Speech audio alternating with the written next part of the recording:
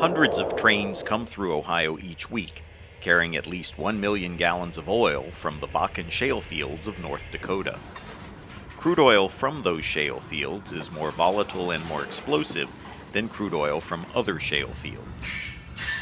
It is the same oil that incinerated the Canadian town of Lac-Mégantic in Quebec in July 2013.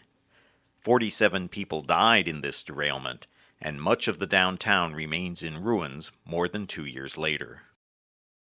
That's the problem in a tanker, that if it breaches and there is a spark, it's going to go kaboom. And that's why they call them bomb trains, because they are. They're like a bomb. The U.S. government has attempted additional regulations, including more stringent safety features on tanker cars to prevent disasters, but many of those moves have been blocked or stalled by the railroads. Columbus Division of Fire Captain Bill Brobst worries a lot about the explosive nature of Bakken crude, as well as ethanol and other flammable materials that pass through Columbus every day. Bakken crude is a flammable material. And so the problems and the reason why Bakken crude is the focus of your attention is because it's on the cars that are derailing. If you would have come to me 4 years ago, you would have used the term ethanol, because all of a sudden it was ethanol cars derailing. Well, now we've increased the amount of Bakken crude being shipped. It's a flammable material.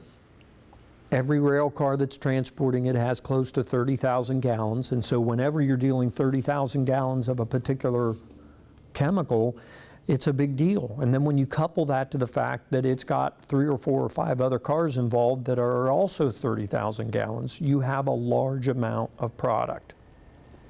I do not personally feel it's necessary to be told every time a train comes through with ethanol or with Bakken crude oil on it. We know it's there. We know what to look for. We know how to identify it, and we understand the hazards of it.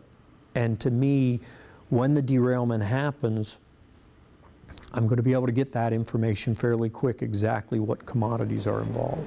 Brobst says the city will be ready for any calamity, even if it happens in a heavily populated area, such as on the railroad tracks that weave through the Arena District and near downtown skyscrapers. We've done tabletop exercises involving the railroad tracks that run under the convention center and the hotel and Nationwide. We've pre-planned with Nationwide. We do walkthroughs. Yeah, that's definitely an area that concerns us.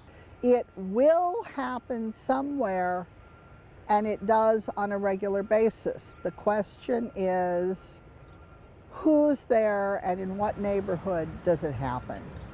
And the more trains that you have coming through, the higher the chances are that it will happen. As a firefighter, as an emergency responder, our current problem is always the most important problem.